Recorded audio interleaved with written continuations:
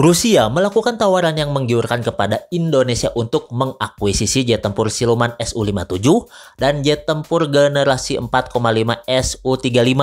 Lalu kekuatan lautnya yang diperkuat oleh kapal selam diesel elektrik kelas Kilo Project 636 dan sistem pertahanan pantai yang dipersenjatai oleh rudal anti kapal supersonik yaitu rudal Yahon.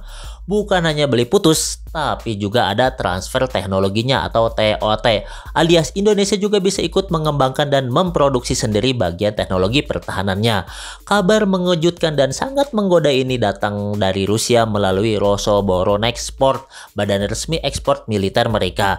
Dalam rangka Indo Defense Expo tahun 2025, Rusia datang dengan tanda kutip ya, pameran kekuatan yang penuh ambisi, mulai dari Su-57, Su-35, rudal supersonik Yahon, sistem rudal Bastion, korvet kelas Tiger hingga drone tempur dan sistem pertahanan udara. Semua ditawarkan langsung kepada Indonesia.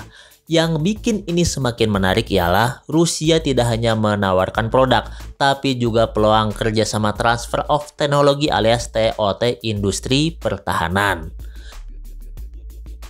Indonesia bukan hanya menjadi pembeli tapi juga menjadi produsen. Lantas seberapa besar peluang ini dan juga apa dampaknya bila kita menyambut tawaran ini? Rusia datang ke Indonesia dengan tawaran yang tidak tanggung-tanggung. Salah satu yang paling menyita perhatian ialah jet tempur generasi kelima yaitu Sukhoi Su-57E. Ini ialah versi ekspor dari Su-57 yang digunakan Angkatan Udara Rusia. Memiliki teknologi siluman, radar AESA, sistem peperangan elektronik yang canggih, dan kemampuan super cruise, terbang supersonik tanpa afterburner. Dengan Su-57, TNI Angkatan Udara kita akan melangkah ke level kekuatan udara yang baru. Tidak hanya Su-57, Rusia juga menawarkan Su-35, jet tempur multirole generasi 4,5 yang sudah terbukti di banyak medan tempur alias sudah battle proven ya, udah pasti. Nah, pesawat ini juga memiliki daya jelajah jauh, manuver ekstrim, dan kompatibel dengan berbagai jenis rudal udara ke udara dan udara ke darat. Indonesia sebelumnya juga pernah menjajaki pembelian Su-35 dan kini opsinya itu pasti muncul lagi ya, karena kan ditawarin tadi. Dengan pendekatan yang lebih strategis karena menyertakan kerjasama transfer ahli teknologi. Di lini laut ya, Rusia menawarkan kapal selam Project 636 atau Kilo Class yang ditingkatkan. Kapal selam ini dikenal sangat senyap, mampu beroperasi hingga 45 hari di bawah permukaan dan dipersenjatai oleh torpedo serta rudal anti kapal kaliber. Kapal selam ini sangat cocok untuk operasi laut dalam menjaga jalur strategis Indonesia seperti di Selat Malaka dan Laut Natuna. Tak kalah menariknya juga ialah tawaran sistem pertahanan pantai Bastion yang dipersenjatai oleh rudal P-800 Yahon. Rudal ini bisa melaju hingga kecepatan Mach 2,5 dan menjadikannya sulit untuk dicegat oleh sistem pertahanan kapal manapun. Jika dikerahkan di titik strategis seperti di Natuna atau Selat Sunda, sistem ini dapat menjadi game changer untuk pertahanan maritim Indonesia. Dengan jangkauan hingga 300 km, rudal Yahon dari sistem Bastion bisa menjangkau kapal musuh jauh sebelum mereka mendekat ke perairan kita.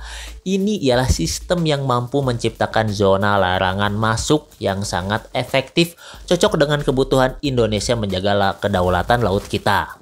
Rusia juga menawarkan korvet kelas Tiger Project 20382. Ini adalah kapal patroli laut yang memiliki kemampuan tempur lengkap, dilengkapi oleh rudal, meriam otomatis, sistem sonar, dan pertahanan udara. Sangat ideal untuk menjaga wilayah laut kita di perbatasan seperti perairan Papua, Maluku, dan perairan Natuna yang sangat rawan infiltrasi asing.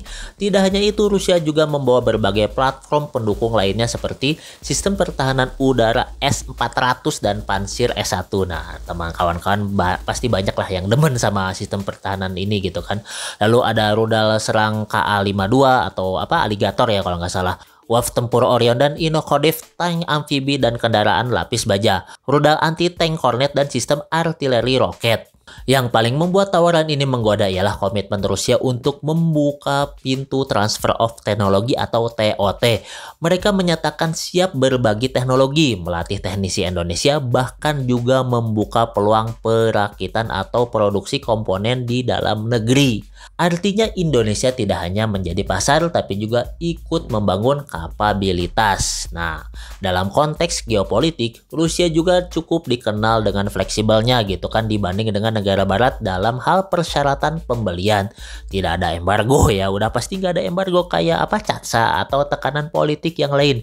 Rusia justru mendorong kerjasama jangka panjang dan penguatan industri lokal.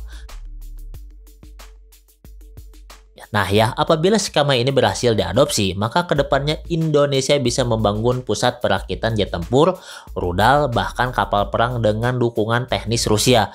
Efek jangka panjangnya sangat besar bagi pertahanan dan kemandirian teknologi nasional.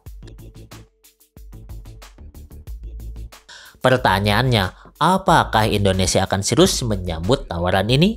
Ya mungkin tentu saja ya, pembelian alutsista besar seperti ini tidak hanya soal teknis tapi juga menyangkut anggaran, prioritas strategis dan posisi Indonesia di tengah peta geopolitik global. Namun dengan kebutuhan modernisasi TNI kita yang semakin mendesak serta posisi Indonesia yang strategis di Indo-Pasifik, memperkuat pertahanan ialah langkah mutlak. Sekali lagi, mutlak. Pemerintah juga tengah mendorong kemandirian industri pertahanan dalam negeri sebagaimana tercantum dalam RPJMN dan Renstra Kemenhan.